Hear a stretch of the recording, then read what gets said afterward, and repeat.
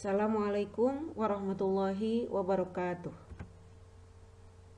Hari ini kita akan belajar media pembelajaran Merdeka Belajar bersama Nina Rohmania. Sebagai guru, kita harus memiliki inovasi dalam dunia pendidikan karena kita dituntut hari ini untuk menyediakan sarana informasi yang informatif bagi siswa untuk menghadapi teknologi 4.0, di mana guru harus kreatif dalam memberikan pembelajaran.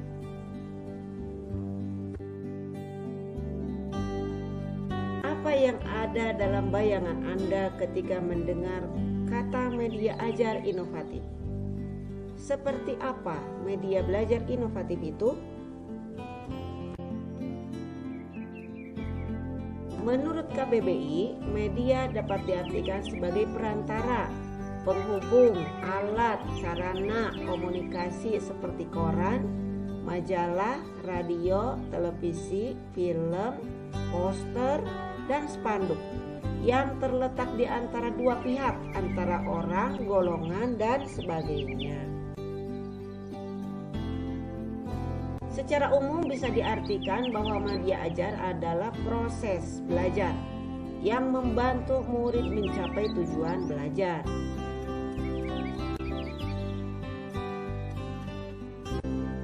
Lalu bagaimana dengan media ajar inovatif? Tentu media belajar yang mengandung unsur-unsur kebaruan karena kita menghadapi era baru.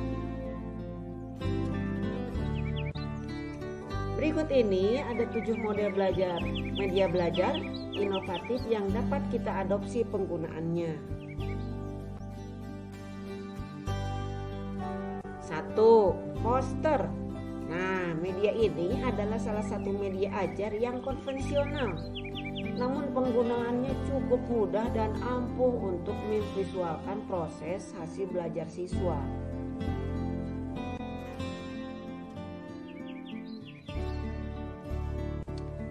Kemudian ada referensi, gambar, internet, majalah, buku. Nah, buku juga ada buku bekas dan bahan-bahan di sekitarnya.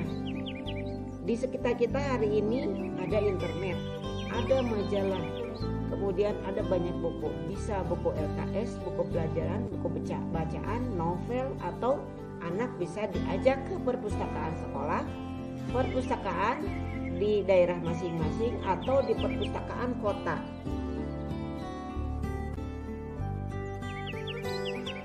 Biasanya poster digunakan untuk menjelaskan suatu hal kepada siswa agar siswa mudah menerima informasi yang disampaikan oleh gurunya.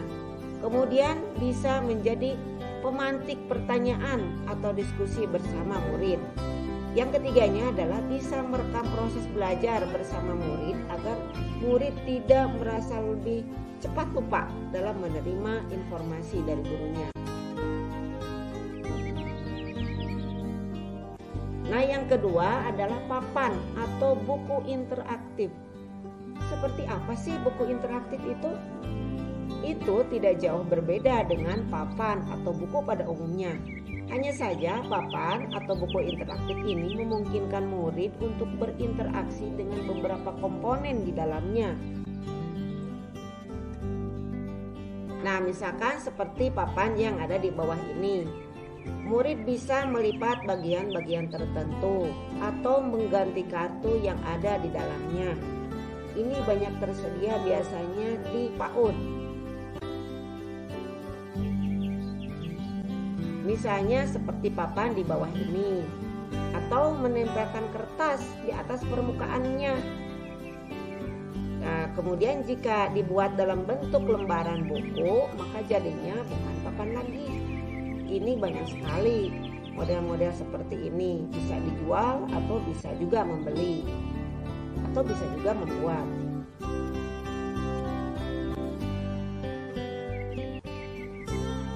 Nah, tapi buku interaktif, murid bisa berinteraksi dengan komponen di dalam buku. Seperti misalkan menggeser bagian buku, membuka lipatan, merasakan tekstur yang ada di buku, dan seterusnya. Yang ketiganya adalah alat peraga. Alat peraga ini adalah media ajar yang implementasinya sangat beragam. Segala media yang dapat membantu guru memperagakan suatu pengetahuan atau materi bisa disebut alat peraga. Peraga 3 dimensi salah satunya untuk menjelaskan konsep bangun ruang di dalam mata pelajaran matematik misalkan. Atau yang keduanya adalah alat peraga torso. Alat peraga torso ini bisa menjelaskan bagian tubuh manusia untuk mata pelajaran IPA. Lain untuk mata pelajaran IPS adalah uang kertas misalkan, atau uang koin, atau peta 3 dimensi, atau peta kertas, atau apa saja yang bisa menyediakan informasi kepada siswa dengan bentuknya yang paling mudah.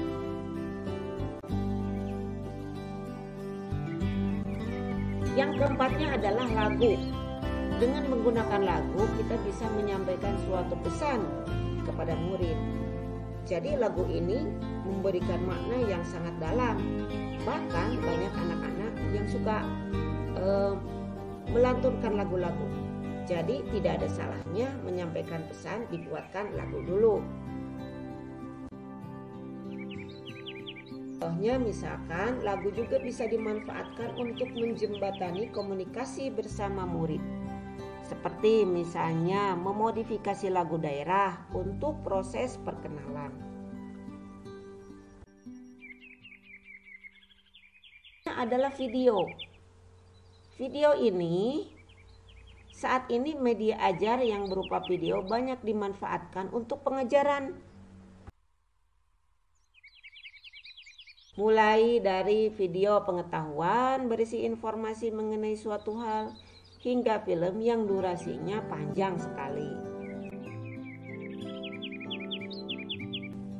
Namun jika diposisikan sebagai produsen, ini siswa itu ya, murid bisa diminta untuk menciptakan video berisi informasi tertentu. Memantik rasa ingin tahu, bahkan diskusi dan sebagainya.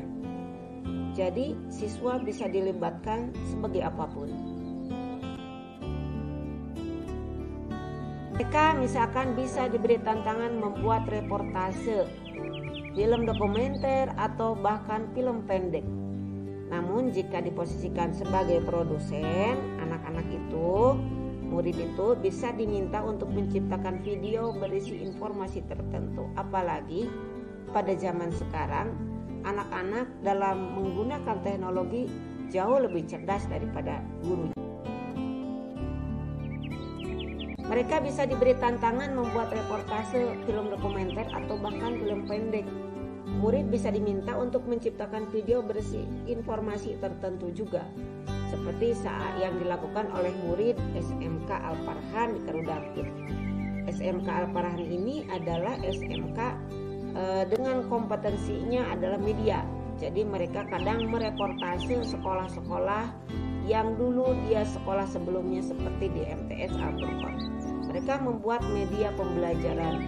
Mereka membuat mereportase hajatan-hajatan, atau mereka membuat dan mereportase kegiatan-kegiatan yang ada di sekolah sebelumnya.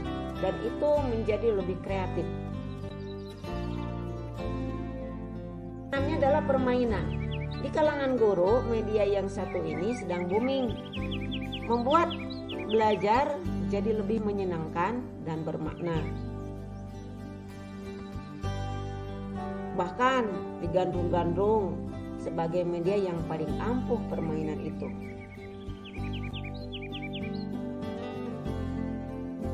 Ada beberapa jenis permainan yang dapat dimanfaatkan untuk media belajar.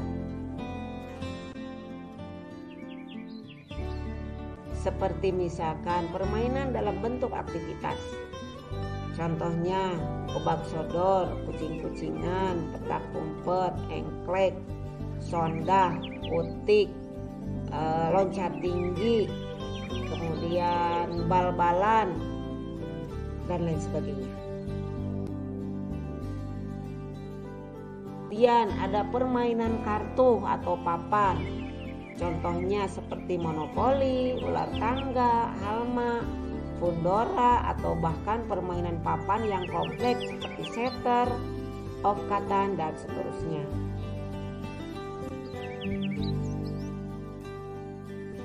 Kemudian ada permainan berbasis alat, gasing, egrang, balok warna-warni, dadu aktivitas, building block, lego, dan seterusnya. Dan ini dibeli di mana-mana banyak sekali, dan ini adalah media belajar.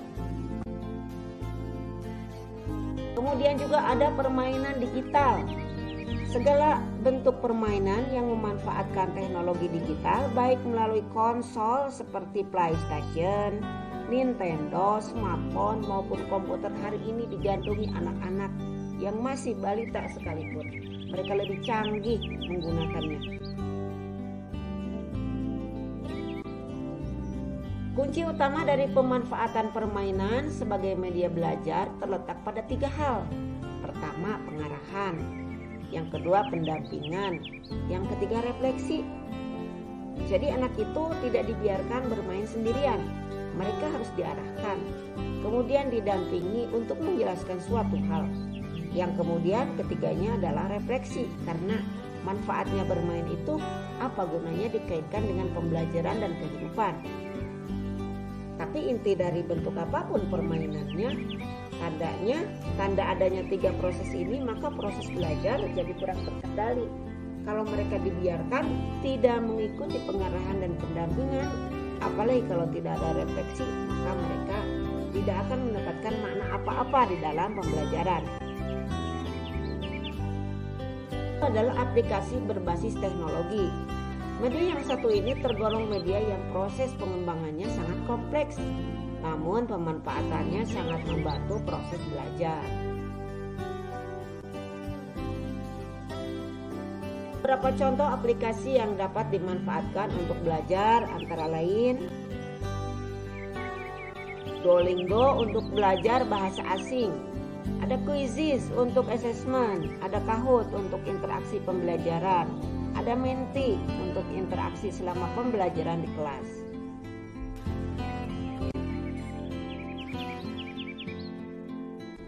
Kunci utama dari menggunakan media ini untuk pembelajaran terletak pada kesesuaian antara proses belajar dengan aplikasi yang digunakan.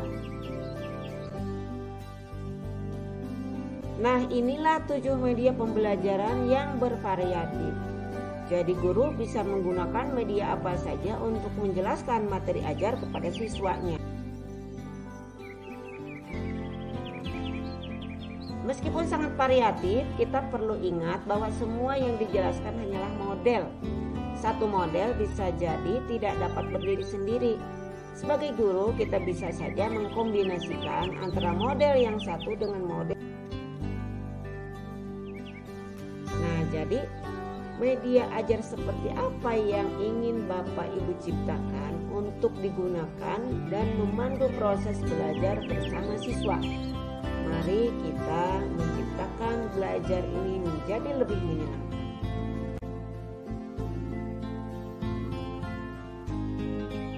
Dan akhirnya, terima kasih.